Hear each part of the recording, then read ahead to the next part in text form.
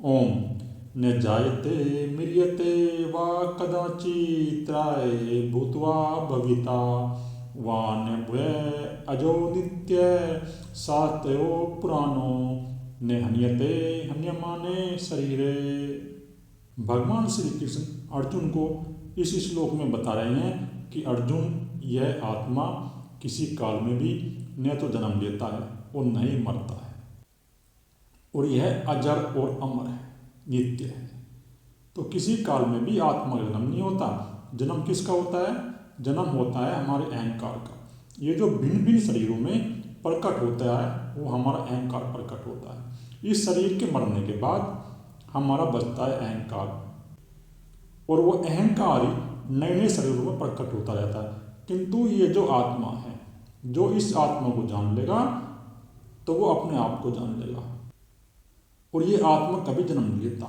ये तो एक ऊर्जा एनर्जी है। इस ऊर्जा एनर्जी के अंदर ही हमें अहंकार हो गया है इस शरीर में कि मैं शरीर हूँ। जन्मों जन्मों से ये हमारा अहंकार प्रकट होता रहता है। ये 3 प्रकार का अहंकार है: सतोगुण का अहंकार, रजोगुण का अहंकार और तमोगुण का अहंकार। ये 3 प्रकार का अहंकार ही नए नए शरीर में प्रकट होता है इस शरीर के बनने के बाद। किंतु ये जो आत्मा है, ये जो वो परमपिता परमात्मा है, ये तो ना ही मरता है और ना ही जन्म लेता है और ना ही ये उत्पन्न होता है, क्योंकि वो जो शक्ति है वो चेतन शक्ति अनंत है। वो सारे ब्रह्मांड में कार्य कर रही है और वो सदा से है, सदा से थी और सदा है। तो वो नहीं जन्म लेती अर्जुन, और ना ही वो मरता है। ये शरीर मरते हैं और शरीर की मृत्यु होने के बाद वो अहंकार बचता है, और वो अहंकार नए नए शरीर में प्रकट होता है, क्योंकि यह अजन्मा, नित्य, सनातन और पुरातन है। तो शरीर के मारे जाने पर भी ये जो आत्मा है ये नहीं मारा जाएगा, ये बच जाएगा।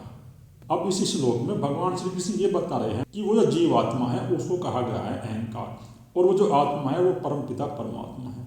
तो उस आत्मा के अंदर, परमपिता परमात्मा के अंदर ये हमें अहंकार हो गया है।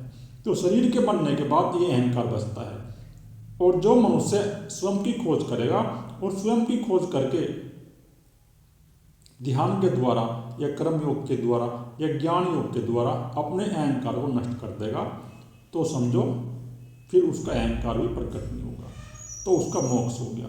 इस श्लोक में यही बता रहे हैं भगवान श्री कृष्ण अर्जुन को कि अर्जुन, ये जो परमपिता परमात्मा है, आत्मा है, ये कभी जन्म नहीं लेता है। जन्म लेगा हमारा अहंकार, और नए नए शरीर में ये अहंकार प्रकट होता है।